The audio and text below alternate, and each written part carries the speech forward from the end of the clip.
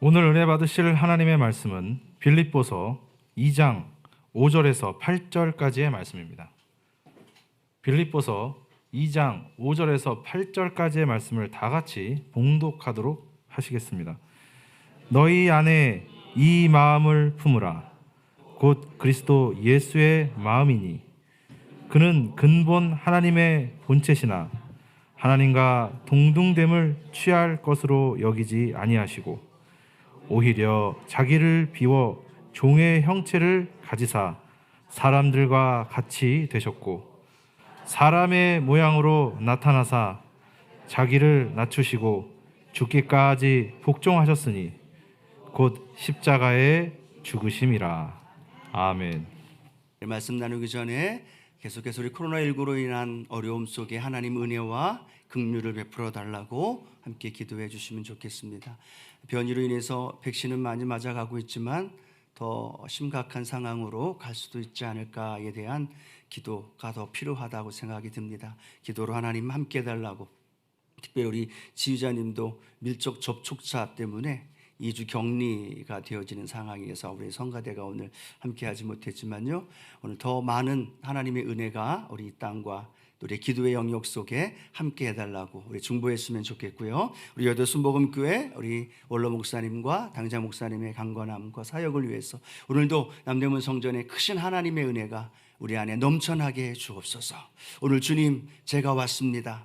하나님 말씀하여 주시고 큰 은혜가 우리의 영혼을 새롭게 해 주옵소서. 온라인으로 함께 예배드린 그곳에도 주의 은혜가 함께 해달라고 우리 주님의 이름 같이 한번 부르고 세 번 부르고 통성으로 하나님 앞에 기도합니다.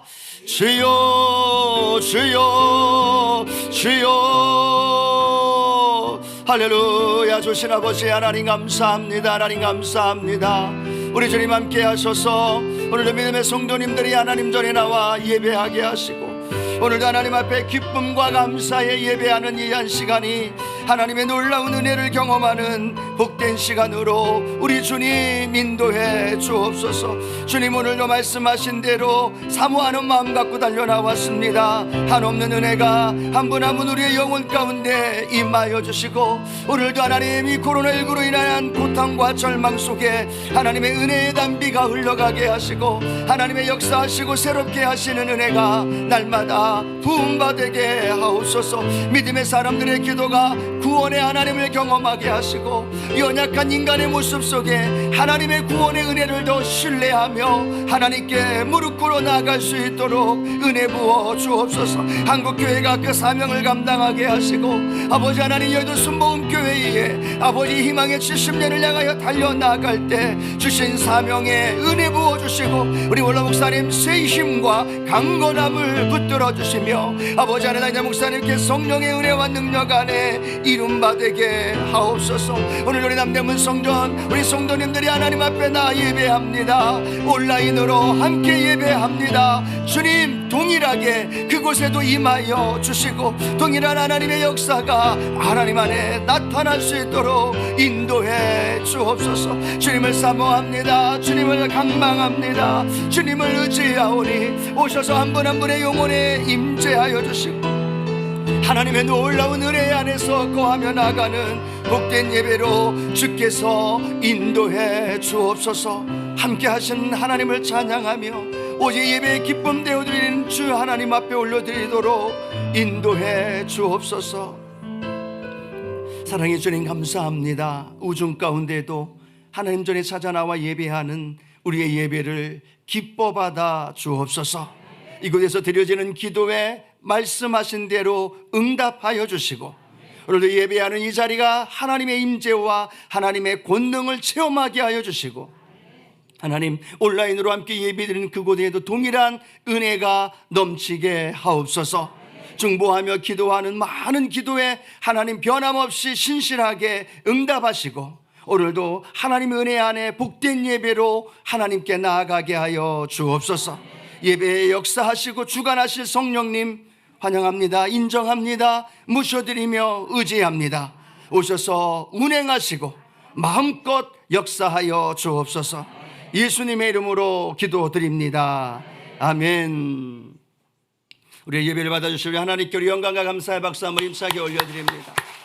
아멘. 함께 읽을 말씀을 중심으로 예수를 닮는 삶이란 제목으로 함께 나누기를 원합니다. 한번 따라 고백할까요? 예수를 닮는 삶. 한 번 더요. 예수를 닮는 삶. 예수님을 닮는 삶이 우리의 삶의 목표가 되고 기도의 제목이 될 줄로 믿습니다. 예수 믿는 사람들을 뭐라고 지칭하느냐? 영어로는 크리스찬이라고 얘기를 하고요, 우리가 그리스도인이라고 이야기를 합니다. 그리스도인이란 의미는 어떤 의미냐면 그리스도께 속한 사람, 이런 의미를 갖고 있습니다. 그리스도께 속한 사람은 누구를 닮아야 할까요? 그리스도를 닮아야 합니다. 부모를 닮는 것이, 자녀가 부모를 닮는 것이 당연하듯이, 그러니까 예수를 믿으면, 예수님을 구주로 영접하며 살아가면 저와 여러분의 삶에는 누구를 닮는 일들이 나타나야 되느냐? 예수님을 닮는 일들이 나타나야 될 줄로 믿습니다. 성경의 많은 인물 중에 예수님을 가장 많이 닮은 사람 하면 사도 바울을 이야기를 하지 않을까 싶습니다. 그의 인생이 예수님을 닮아가는 삶을 살았던 바울의 모습, 그 바울이 오늘 빌립보 교회에 있는 성도들에게 이렇게 이야기합니다. 예수님을 닮는 삶을 사십시오 라고 말합니다. 빌립보 교회는 우리가 잘 알다시피 사도 바울이 아시아를 중심으로 해서 복음을 전하기를 원했지만 예수의 영이 허락하지 않죠. 그리고 환상 중에 마게도냐 사람이 우리로 건너와서 우리를 좀 도와주십시오라는 그 환상을 보고 마게도냐 지역으로 건너갑니다. 그러면서 첫 번째 도달했던 그 지역이 어느 지역이냐? 바로 빌립보입니다. 그 빌립보에서 자주장사 루디아를 만나게 되고 거기에서 가정교회가 시작이 되죠. 빌립보에서 점치는 여종을 치료하고 그를 건강하게 하면서 오해를 받고 또 감옥에 갇히게 되기도 합니다. 그리고 그곳에서 간수의 가족들을 구원하게 되면서 빌립보 교회가 형성이 되고 빌립보 교회 성도들로 하여금 복음이 증거되어지는, 바울이 2차 전도 여행을 통하여서 첫 번째 세운 교회가 바로 빌립보 교회라는 겁니다. 우리가 잘 아는 것처럼 이 빌립보서는 옥중 서신으로 잘 알고 있죠. 사도 바울이 로마 감옥에 갇혀 있으면서 빌립보에 있는 성도들에게 보낸 편지입니다. 빌립보는 굉장히 사도 바울이 짧은 시간에 머물러 있었습니다. 그런데 그 다른 어떤 교회보다도 이 바울과 성도들 간의 유대 관계가, 기쁨의 교제의 관계가 이 빌립보만큼 좋았던 교회가 없을 만큼 이 빌립보 교회는 이 바울과 친밀한 교제 안에 함께했던 모습을 발견하게 됩니다. 어떤 걸 보면서 알 수 있느냐 하면 오늘 마찬가지로 옥중에서 빌립보를 쓸 때 사도 바울은 그렇게 빌립보 성도들에게 이야기합니다. 사도 바울이 로마 감옥에 갇혀 있을 때 빌립보 교회 성도들이 그 이야기를 듣습니다. 그리고 바울을 향해서 어떻게 도움을 줄까 고민하다가 에바브로 디도라는 사람을 로마 감옥에 있는 바울에게 보냅니다. 물질을 싸가지고, 그리고 가서 직접 사도 바울을 돌보고 옥바라지를 해주기 위해서 그렇게 에바브로 디도를 파견을 해주고 거기에서 사도 바울의 그런 감옥의 불편한 삶을 도와줄 정도로 굉장히 사도 바울을 향한 애착과 관심이 갖고 있었던 교회가 바로 빌립보 교회죠. 그런데 이 에바브로 디도가 이 감옥에서 사도 바울을 돌보고 있다가 중병에 걸립니다. 죽을 위기에 처해 있었는데 하나님의 은혜로 치료함을 받고 사도 바울이 결정을 합니다. 이제는 이 에바브로 디도를 다시 빌립보로 보내야겠다라는 마음을 먹고 빌립보로 보내면서 그에게 서신을 보내주는 겁니다. 자신의 환경과 상황, 그리고 에바브로 디도가 너무나 잘 나를 돌봐주었고 보살펴 주었다라는 마음, 그리고 힘든 가운데에도 자신을 돌봐주기 위해서 에바브로 디도와 물질로 함께했던 그 빌립보 교회 성도들에게 감사의 마음을 담아서 보낸 편지가 바로 빌립보서라는 거죠. 이런 상황을 우리가 조금 이해하면서 빌립보서를 읽어가면 사도 바울이 빌립보 성도들을 향한 사랑과 그 기쁨과 감사의 마음을 발견할 수 있게 되고, 또 도리어 반대로 빌립보 교인들도 사도 바울을 향한 그런 사모한 마음의 모습을 발견하게 됩니다. 그 서신의 가장 중심 포인트가 뭐냐면 왜 사도 바울이 감옥에 갇힐까? 빌립보 성도들이 복음을 전하며 교회를 세우고 또 제자들을 양육하는데 왜 바울이 옥에 갇히기도 하고 고난을 당하기도 하고 힘든 삶을 살아갈까? 참으로 안타까웠다라는 거죠. 그런데 사도 바울이 빌립보서를 통해서 무엇을 그들에게 전해주느냐 하면, 내가 옥에 갇히고 내가 고난을 당하는 건 예수님을 닮는 삶을 살아가고 있는 것입니다. 너무 안타까워하지 마십시오. 너무 슬퍼하지 마십시오. 내가 지금 옥중에 있는 이 이유는 내가 예수 그리스도를 닮아가는 삶을 살았기 때문이고, 그리고 지금도 예수님을 닮아가는 삶을 살아가고 있기 때문에 고난 속에서 살아가고 있습니다. 염려하거나 슬퍼하기보다 사랑하는 빌립보 성도님들이여, 나처럼 성도님도 예수님을 닮아가는 삶을 살아가십시오. 이것이 오늘 사도 바울이 빌립보서를 통해 전하는 핵심 메시지입니다. 오늘 바울이 예수님을 닮았듯이, 오늘 빌립보 교인들이 예수님을 닮아가려고 살아갔듯이, 오늘 남대문 성전 성도님들도 예수님을 닮아가며 살아가기를 주님의 이름으로 축복합니다. 바울은 말합니다. 내가 고난받는 것이 예수를 닮은 겁니다. 내가 옥에 갇힌 것이 예수를 닮아가는 삶의 모습의 하나입니다 라고 말한다면, 우리 믿는 사람들은 내가 예수님을 닮아가는 겁니다 라고 무엇을 통해 표현할 수 있을까요? 10년, 20년, 30년 오랜 세월 내가 예수를 믿고 살아왔는데 믿지 않는 자들에게, 교회 성도들에게 이야기할 때 내가 예수 믿는 증거가 이것입니다 라고 무엇을 내려놓을 수 있을까? 무엇을 말할 수 있을까? 오늘 빌립보서를 통하여서 저와 여러분에게 사도 바울이 전해주고 있는 예수를 닮는 삶 세 가지를 우리가 한번 기억하고 알아가면서 저와 여러분도 예수님을 닮아가는 삶으로 살아가는 복된 성도님들 되기를 주님의 이름으로 축복합니다. 첫 번째, 예수님은 닮는 삶은 어떤 삶을 살아가야 되느냐? 하늘의 시민권자로 살아가야 된다는 거죠. 한번 같이 고백합니다. 하늘의 시민권자로 살아야 합니다. 하늘의 시민권자. 이 빌립보 지역에는요, 로마 퇴역 군인들이 굉장히 많이 정착했습니다. 그러다 보니까 이 로마가 이 퇴역 군인들을 인정해 주기도 하고, 빌립보 지역의 어떤 정치적인 공로를 인정해 줌으로 인하여서 로마가 이 빌립보 지역을 자치권을 인정해 주는 그런 일이 있었습니다. 그리고 그 빌립보에 살고 있는 사람들에게 로마의 시민권을 부여했던 거죠. 그래서 로마의 시민권을 가진 사람들은 굉장히 자부심을 가집니다. 사도 바울도 로마의 시민권, 로마 자격이 있던 것처럼 이 로마의 시민권을 가진 사람들에겐 많은 혜택이 있었던 거예요. 세금을 감면해 주기도 하고 또 신변을 보호해 주기도 합니다.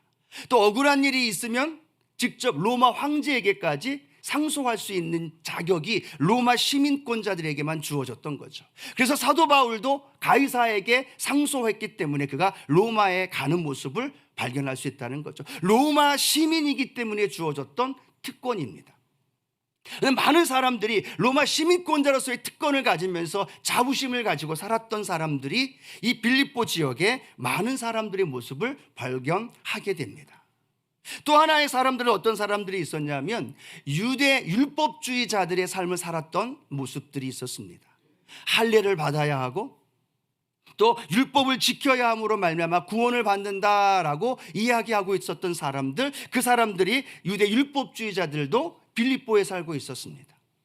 또 한 부류의 사람들은 자유주의자들입니다. 그래서 현실을 즐기는 사람들입니다.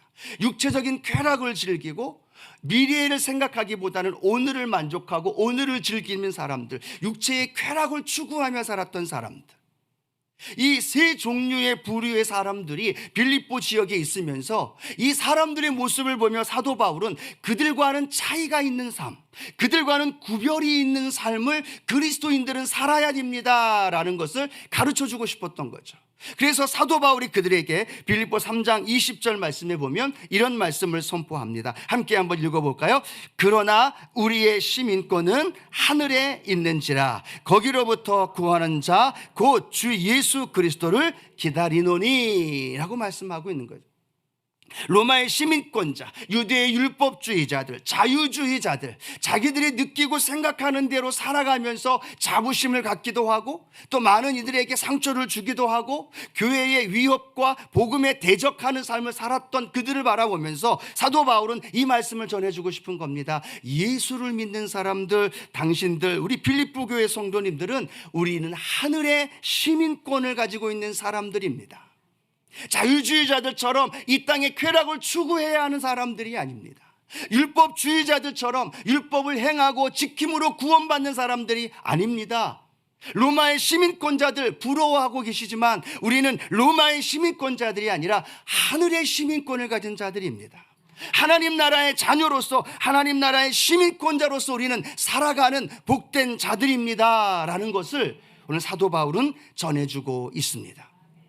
사랑하는 성도 여러분, 우리는 하나님 나라의 시민권자인 줄로 믿습니다.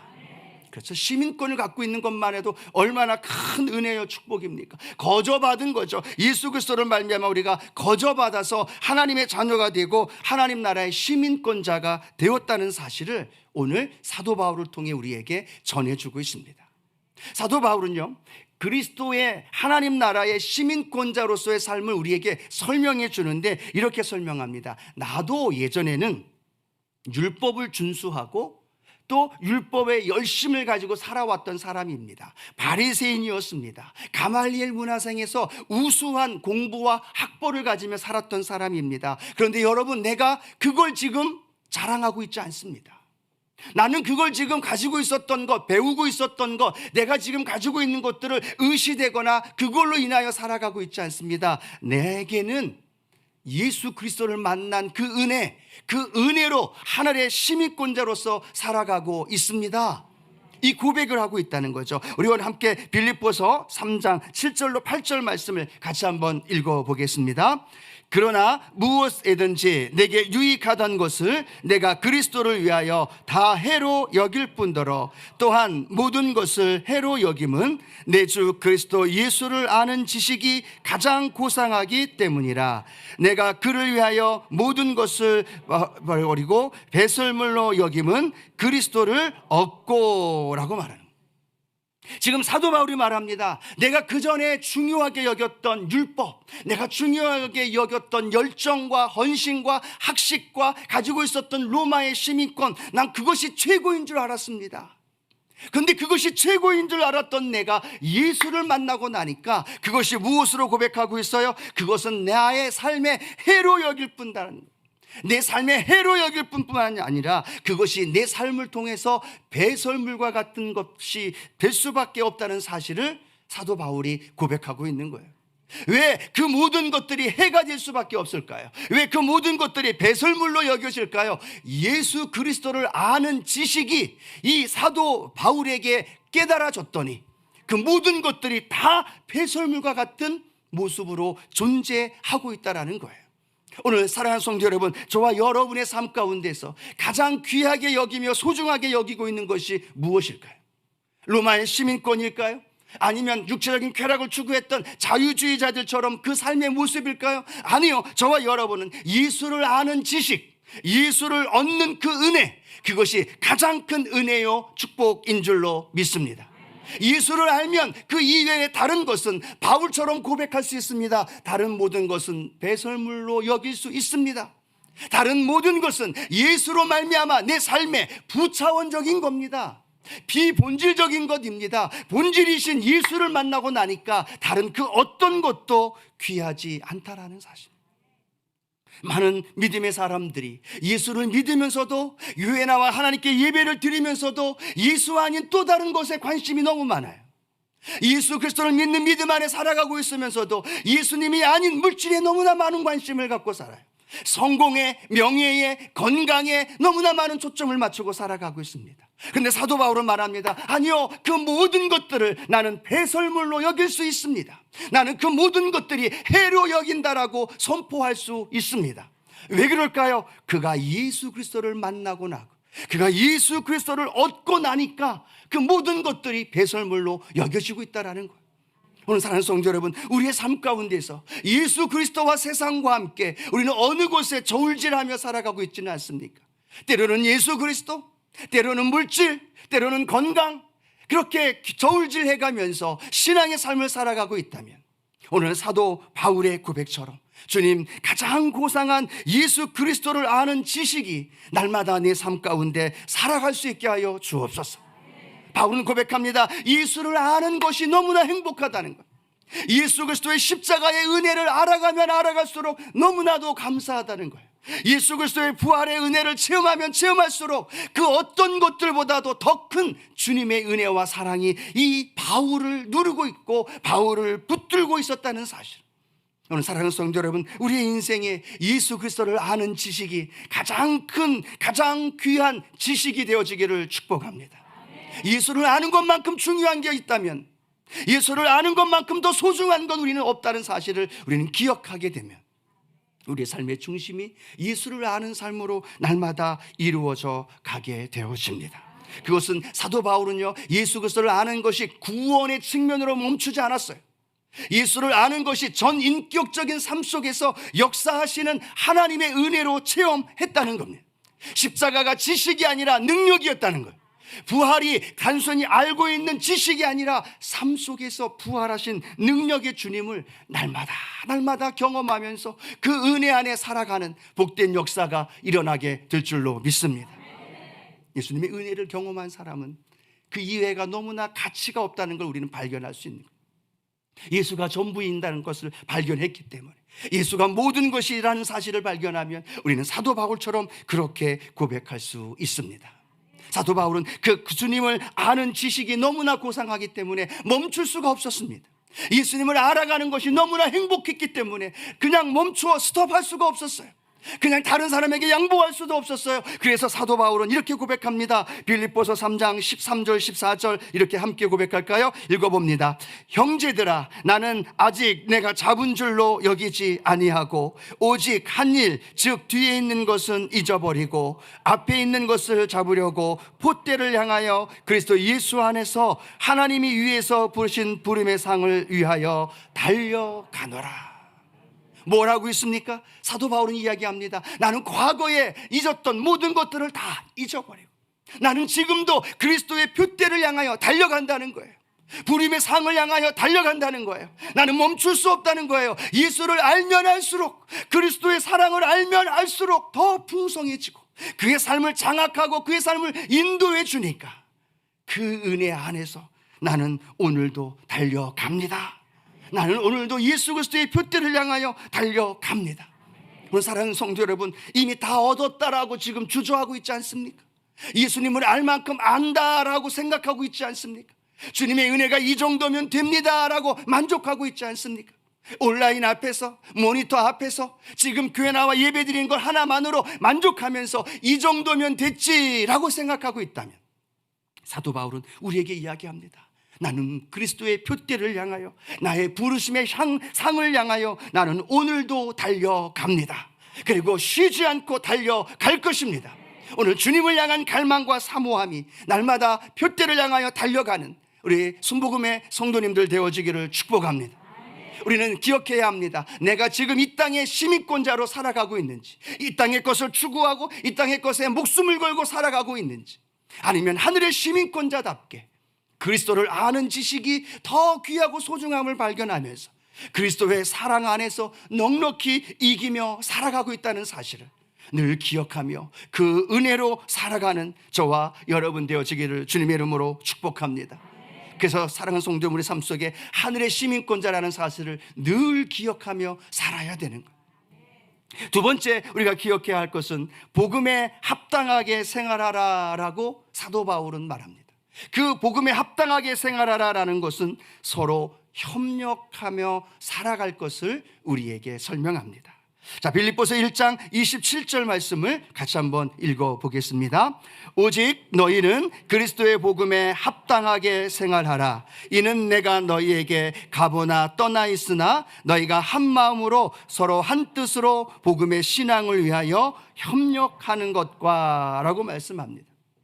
즉 그리스도를 닮는 것은 하나나라의 시민권자로 살아가는 것만이 아니라 그 시민권자들이 서로 협력하며 살아가라는 거예요.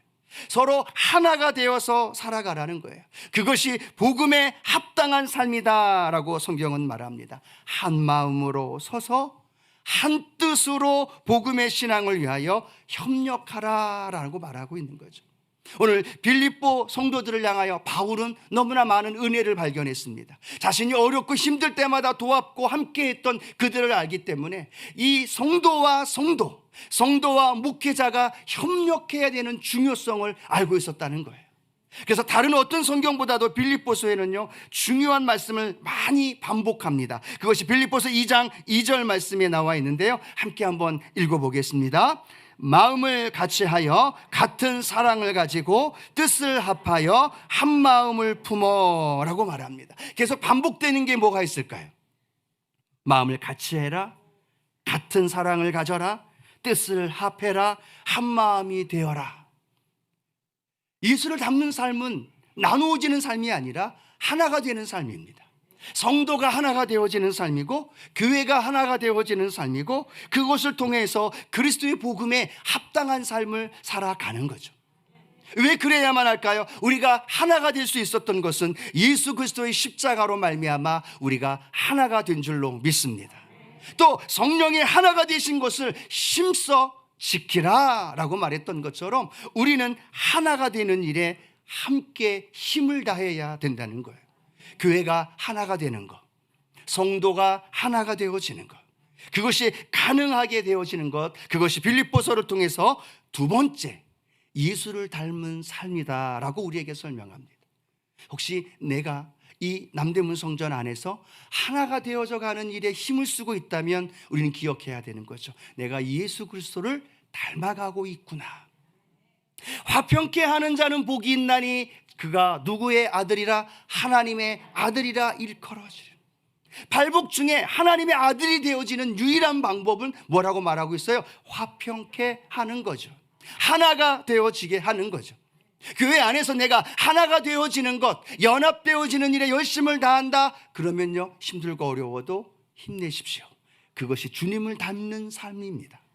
그런데 나로 인하여서 나누어지고 분열되어지고 그 안에서 또 나누어지는 일들이 벌어진다면 그것은 예수를 닮는 삶이 아니라 복음과는 반대의 길을 걸어가고 있다는 걸 우리에게 말씀해 줍니다. 성경이 오늘 빌립보서 2장 3절로 4절 말씀 같이 한번 읽어보겠습니다.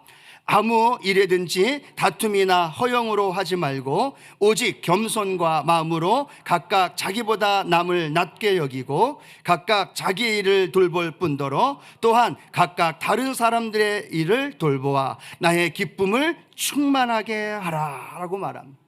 하나가 되어지는 삶을 설명하면서 아무 일이든지 다툼이나 허영으로 하지 마십시오. 자기 중심으로, 자기 마음대로, 자기 생각한 대로 자만심에 빠져서 그렇게 살아가지 마십시오. 겸손한 마음으로 각각 자기보다 남을 낮게 여기십시오 라고 말합니다. 낮게라는 말은요, 받침이 지읒이 아니라 시옷이에요. 낮게라는 말, 그 말이 똑같이 들리는데 완전 다른 의미인 거 아시죠? 지읒이 나타날 때는 다른 사람을 깔보는 거예요. 낮춰보는 거예요. 다른 사람을 무시하는 거예요. 그런데 똑같이 낮게라는 말이 지읒이 아니라 시옷일 경우에는 그를 높여주는 거예요. 그를 인정해 주는 거예요. 그를 세워주는 거예요. 참 그리스도인들이 못하는 것 중에 하나가 뭐예요? 다른 성도가 잘하는 것 볼 수가 없죠. 그래서 참 믿지 않는 사람도 마찬가지이지만 우리 교회 성도들도 마찬가지지 않습니까? 옆에 있는 성도들이 더 은혜 받으면 할렐루야 하고 축하해 줘야 되는데 더 열받아, 더 힘들어해. 그렇죠. 낮게라는 말에 시옷이 되어져야 되는 거죠. 이 낮게라는 말은요, 무턱대고 당신이 더 똑똑해요, 무턱대고 당신이 더 잘났습니다라고 하는 게 아니에요. 이 낮게라는 말은 그 사람의 장점과 그 사람이 잘하는 것을 세워주는 거예요. 인정해 주는 거예요. 아, 집사님, 아, 권사님, 이런 거 너무너무 좋아요, 너무너무 잘합니다라고 배가 아파도 인정해주고 칭찬해주고 높이 세워주는 것, 그것이 어떠한 마음으로? 겸손한 마음으로 그것이 이어져야 된다는 거예요. 여러분, 우리는 이것을 기억해야 되는데, 오늘 사도 바울은요, 빌립보에 그렇지 못한 상황이 너무나 많이 벌어졌습니다. 특별히 빌립보서 4장 2절에 보니까 이렇게 기록합니다. 함께 빌립보 4장 2절 함께 읽어봅니다. 내가 유오디아를 권하고 순두개를 권하노니 주 안에서 같은 마음을 품으라 말합니다. 이제 바울이 실명을 거론해요. 누구를 거론해요? 유오디아와 순두개라는 여인 2명을 거론합니다. 이 여인들은 아마 빌립보 교회가 세워질 때 가장 영향력이 있었던 사람들이 아닐까. 부와 명예와 권력을 갖고 있었던 사람들, 교회에서 이권을 가지고 있고 교회에서 한마디 하면 파워가 있고 영향력을 미칠 수 있는 사람 2명, 유오디아와 순두개가 이 교회, 빌립보 교회를 하나로 세워가야 하는데, 이 2분이 만나기만 하면 티격태격. 유집사하고 순집사. 그렇죠. 이 2분이 만나면 하나가 되어져야 돼. 빌립보 교회가 하나가 되어졌는데 이 2분만 만나면 나누어지는 거예요. 분열되는 거예요. 쪼개지는 거예요. 반목하는 거예요. 어떤 사람이 유집사한테 잘 보이려고, 순집사한테 잘 보이려고 옳지도 않은 걸 거기에 치우쳐서 함께 살아가는 모습을 보면서 이 사도 바울은 그 이야기를 들으면 너무너무 마음이 아픈 거죠. 그래서 실명을 거론하는 거예요. 유오디아와 순두개를 거명하면서 제발 부탁입니다. 주 안에서 같은 마음을 품으십시오. 주 안에서 같은 마음을 품으십시오. 교회가 하나 되어지는 것이 예수님을 닮아가는 겁니다. 교회가 같은 마음 되고 성도가 한 마음을 품어서 걸어가는 것이 주님 안에서 하나가 되어지는 겁니다. 여러분, 오늘 우리가 읽었던 본문 말씀 잘 알고 있는 말씀이죠. 너희 안에 이 마음을 품으라, 곧 그리스도 예수의 마음. 여러분, 이 말씀이 어디 뒤에 나와 있는지 아시죠? 오늘 지금 방금 우리가 읽었던 빌립보서 2장 3절 4절, 다툼이나 허용으로 하지 말고 다른 사람을 더 잘되게 하고 다른 사람을 돌보고, 그렇게 얘기한 다음에 7절 말씀에 빌립보서 2장 5절 말씀이 이렇게 말하는 거예요. 너희 안에 이 마음을 품으십시오. 앞에 부분과 연결을 해야 되는 거예요. 앞에 부분에 있었던 빌립보 성도들이 같은 마음이 아니라 나누어진 마음이 되어진 거예요. 서로 상처를 주고 아픔을 주는 마음이에요. 그러니까 사도 바울이 말합니다. 여러분, 당신들의 마음이 다 다를 수밖에 없습니다. 그런데 하나 공통 분모를 찾는다면 예수 그리스도를 찾을 수 있습니다. 교회 안에서 다 성향과 다 모습이 다르지만 그 다른 모습 속에 다 다르게 분열되고 나누어지지만, 여러분 기억하십시오. 우리 교회 안에서 공통 분모 하나가 있습니다. 그 공통 분모는 바로 예수 그리스도입니다. 그 예수 그리스도, 그분 2장 5절에 나와 있죠. 너희 안에 이 마음을 품으라, 곧 그리스도 예수의 마음이니, 즉 예수 그리스도의 마음을 품으면서 하나가 되라는 얘기예요.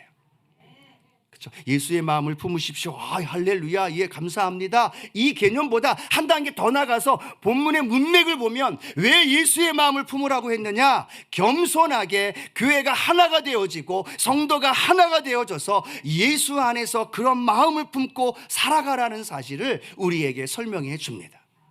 특별히 현대인의 성경에는요, 너희 안에 이 마음을 품으라, 곧 그리스도 예수의 마음이라는 이 말씀을 이렇게 설명합니다. 이 그리스도 예수와 같은 태도를 가지십시오 라고 말합니다. 예수 그리스도와 같은 태도를 가지라는 거예요. 옆에 있는 성도를 대할 때 예수 그리스도와 같은 태도로 대하라는 거예요. 이해가 되시나요? 옆에 계신 분 바라볼 때, 성도를 바라볼 때 예수님은 어떻게 바라보실까요? 그분을 위해서 예수 그리스도께서 십자가가 달려 돌아가신 줄로 믿습니다. 십자가에서 생명을 주시기까지 하면서 그분을 사랑하셨다는 거죠. 그러면 그 마음으로, 그 태도로 옆에 있는 성도를 바라보는 거예요. 옆에 있는 권사님을 바라보고 교회를 바라보고 함께 서로 바라보면 서로 하나가 될 수밖에 없다는 거예요. 예수의 마음이 하나인 마음, 예수의 마음이 연합되어지는 마음이. 그렇기 때문에 사도 바울이 말하고 있는 주님 안에서의 한 마음, 복음 안에서의 한 마음, 하나가 되어지는 그 은혜가 저와 여러분 가운데 있게 될 줄로 믿습니다. 예수님의 마음에, 예수님의 태도로 옆에 계신 분을 봐야 되는, 그러면 우리는 옆에 계신 분이 너무나 귀하고 소중한 분임을 알고 내 주장보다도 다툼이나 허용보다도 나보다도 옆에 있는 분의 일을 돌보아 줄 뿐만 아니라 함께 나누어 줄 때 사도 바울은 말합니다. 나의 기쁨이 충만합니다. 누구의 마음일까요? 부모의 마음이고 주님의 마음이에요. A 권사님과 B 권사님이 서로를 축복해주고 서로를 격려할 때 그 모습을 보고 있는 목회자는 어때요? 기쁨이 충만한 거예요. 할렐루야. 그렇죠? 저가 짜증나게 하고 저를 힘들게 하는 가장 좋은 방법 하나는요, 성도님들이 서로 불화하고 다투면 그게 그냥 정확한 거예요. 정확한 거예요. 바울의 고백이고 주님의 마음의 고백인 거죠. 하나가 되어지는 것이 사도 바울은 말하는 거죠. 너무너무 내 기쁨입니다 라고 말하는 거죠. 그게 바울의 고백일까요? 주님의 고백인 거예요. 지체이기 때문에, 하나이기 때문에 하나가 되어짐으로 연합되어지는 놀라운 일들을 이루어질 줄로 믿습니다. 그리스도의 피값으로 교회를 하나가 되게 하셨는데 우리가 뭔데 교회를 분열시키나요? 그리스도의 피값 주고 교회를 사고 성도들 한 명 한 명을 구속하였고 그 구속된 성도가 모여 교회가 됐는데 우리가 뭔데 교회를 나누고 교회의 많은 아픔과 분열을 나누어 줍니까? 이건 너무너무 큰 주님을 향한 하나님 앞에 범죄한 모습을 우리가 기억하면서 주님 안에서 하나가 되어지는 놀라운 은혜, 그것이 예수를 닮아가는 삶이라는 것 기억하는 우리 성도님들 되어지기를 축복합니다. 축복합니다. 좋아하는 사람만 아니라 부담되는 사람도, 나를 힘들게 하는 사람도 예수의 마음으로, 예수의 태도로 대하면서 그 안에 하나가 되는 우리 남대문 성전 우리 모두가 되길 축복합니다. 세 번째로는요, 주 안에서 기뻐하라라고 말합니다. 예수를 닮는 삶은 어떤 삶이냐? 주님 안에서 기뻐하는 삶입니다. 여러분, 예수님 믿어서 기쁘십니까? 한 번 더 물어봐야 될 것 같아요. 예수님 믿으셔서 기쁘십니까? 예수님 믿고 기쁜데 왜 우리의 삶은 기뻐하는 삶이 되지 않을까요? 예수님 믿어서 기쁘다고 이야기는 하는데 왜 우리의 삶은 기쁨의 삶이 나타나고 있지 않을까요? 빌립보서에는요, 명사형으로 동사형으로 계속 기쁨에 대하여서 15회 이상 계속 이야기를 합니다. 기뻐하십시오. 기쁨이 중요합니다. 계속 말하면서 이 빌립보서를 많은 신학자들은 기쁨의 편지라고 이야기를 하고 기쁨의 서신이라고도 이야기합니다. 혹시 예수님을 믿었는데도 마음에 기쁨이 없는 분들이 있다면 빌립보서를 많이 읽으십시오. 그러면 예수님 안에서 기쁨이 넘쳐 나눈 줄로 믿습니다. 왜 기뻐할 수 있을까요? 성경의 빌립보서 4장 4절은 이렇게 말씀합니다. 함께 읽겠습니다. 주 안에서 항상 기뻐하라. 내가 다시 말하노니 기뻐하라. 아멘. 누구 안에서 기뻐해요? 주 안에서. 어디서 이렇게 사진을 잘 찾으셨는지 우리 주님 기뻐하는 모습이에요. 그렇죠? 예. 주님 안에서 기뻐하라는 이야기인 거죠. 주 안에서라는 말은요, 주에 대한 소망을 가지고 라는 의미를 갖고 있어요. 힘들고 어려운데, 짜증나고 절망인데 주 안에서 기뻐하라. 주님 안에서 소망을 가지고 주님 안에서 영광을 생각하면서 우리는 기뻐하며 살아갈 수 있게 됩니다. 사도 바울이 말한 항상 기뻐하십시오, 데살로니가를 통해서 설명한 말씀이죠. 우리를 향하신 하나님의 뜻, 그게 뭐예요? 항상 기뻐하라, 쉬지 말고 기도하라, 범사에 감사하라. 여러분, 하나님의 뜻을 이루는 것 쉬울까요? 어려울까요? 갑자기 질문하니까 대답을 안 하시는데 쉬워요. 뭐 하면 돼요? 기뻐하면 돼요. 웃으면 돼요. 세상 사람들도 미치면 그냥 실실대고 웃잖아요. 그냥 껄껄대고 웃잖아요. 우리 예수께 미쳤잖아요. 할렐루야. 예수님께 미친 사람들은 예수로 말미암아 주님 안에서 우리는 기뻐하고 즐거워하는 거예요. 그럴 때 우리는 항상 기뻐할 수 있는 그 삶이 되어지는 거예요. 여러분, 이게 바울이 말을 안 했다면 이게 조금 우리에게 덜 다가올 거예요. 근데 지금 사도 바울이 말하고 있는 거예요. 사도 바울이 지금 어떤 상황이에요? 감옥에 있는 상황이에요. 칠흑같이 어두운 상황이에요. 먹을 것도 몸도 마음도 불편한 상황이에요. 그런데 그 상황에서 사도 바울이 우리에게 말합니다. 주 안에서 기뻐하십시오. 내가 다시 말하노니 기뻐하십시오. 바울의 상황에 있는 모습 속에서도 예수 그리스도로 말미암아서 우리에게 주신 명령인 것만이 아니라 이 기뻐하는 건요, 사도 바울이 그렇게 기뻐할 수 있는 이유가 뭐냐? 주님과 연합된, 주님과 하나 된 것을 느끼고 있었기 때문에 기뻐한 줄로 믿습니다. 그 칠흑같이 어두운 상황 속에서 환경 바라보고 있었다면 기뻐할 수 없죠. 그런데 놀라운 건 그 감옥에도 사도 바울은 누구와 함께 하고 있을까요? 주님과 함께 하고 있다는 거예요. 주님이 함께 동행하고 있다는 것, 주님과 함께 대화하고 있다는 것, 주님과 함께 교제하고 있었다는 것.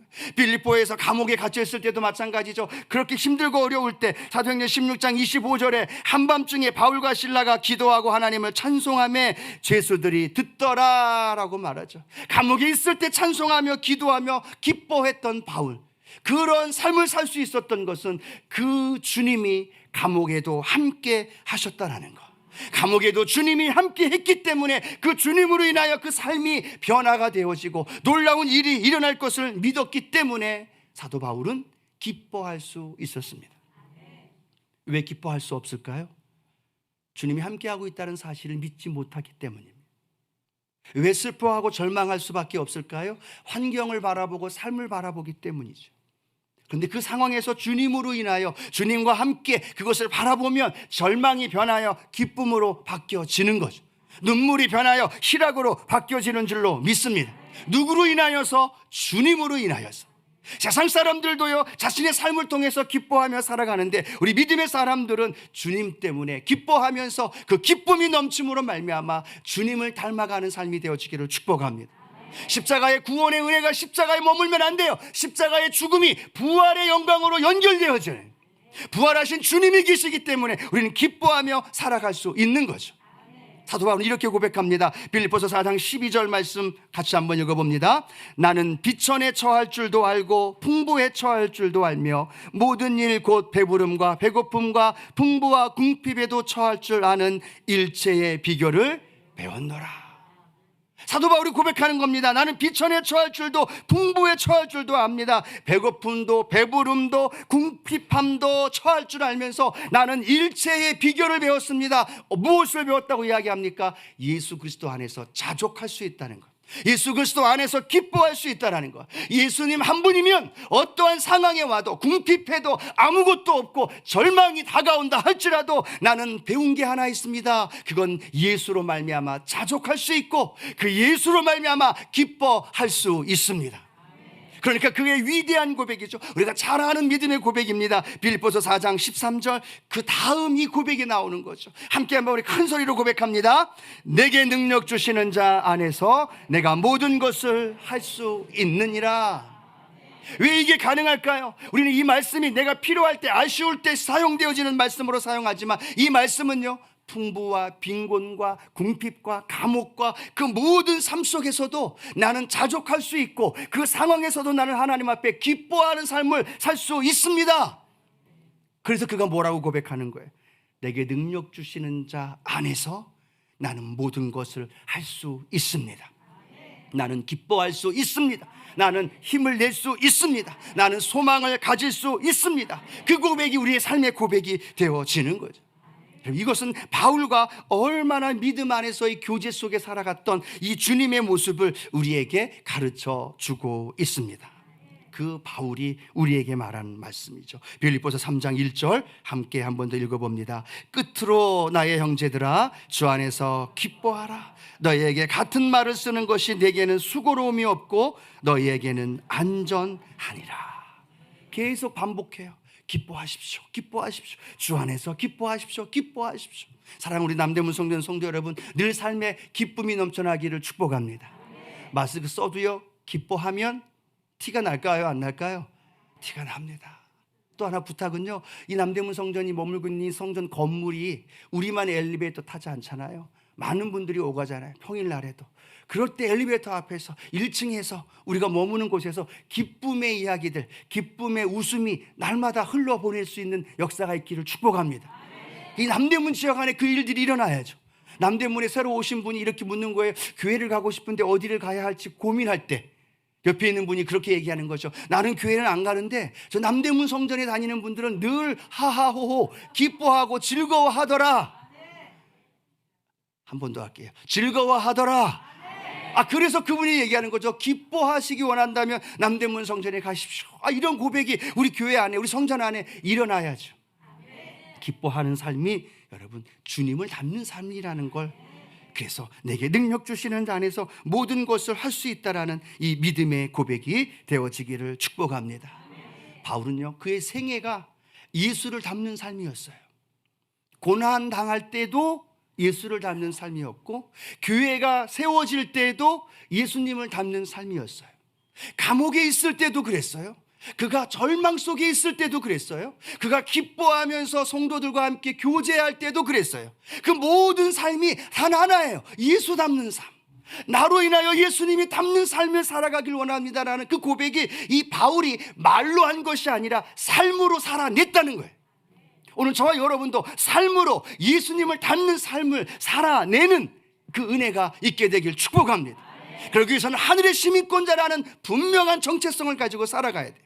교회 안에서 성도의 연합과 하나 되어지는 것, 그리고 부활의 주님과 함께 하면서 늘 기쁨이 샘솟듯 솟아나는 그런 삶을 살아갈 때 우리로 인해서 많은 이들이 예수 그리스도를 발견하고 예수 그리스도의 은혜를 누릴 수 있는 복된 역사가 일어나게 될 줄로 믿습니다. 우리 같이 한번 하나님 앞에 기도했으면 좋겠습니다. 특별히 주님, 예수 그리스도의 십자가의 그 은혜와 그 사랑이 오늘 나에게 함께 하셔서 내가 예수님을 닮는 삶으로 살아가게 해주십시오. 바울처럼, 또 때로는 믿음의 선진들처럼 내가 기뻐할 때도, 내가 절망 속에 있을 때에도, 내가 예배할 때만이 아니라 내가 아파하고 상처로 내 마음이 찢겨져 있을 때에도 예수님 닮는 삶을 살아내게 하여 주시옵소서. 그런 삶을 살아가기 위해서 한번 기도하고요, 특별히 성찬을 통해서 예수 그리스도의 십자가의 은혜가 오늘 우리 안에 부음받아지기 위해서 같이 한번 하나님 앞에 주의 삼상하고 통성으로 기도합니다.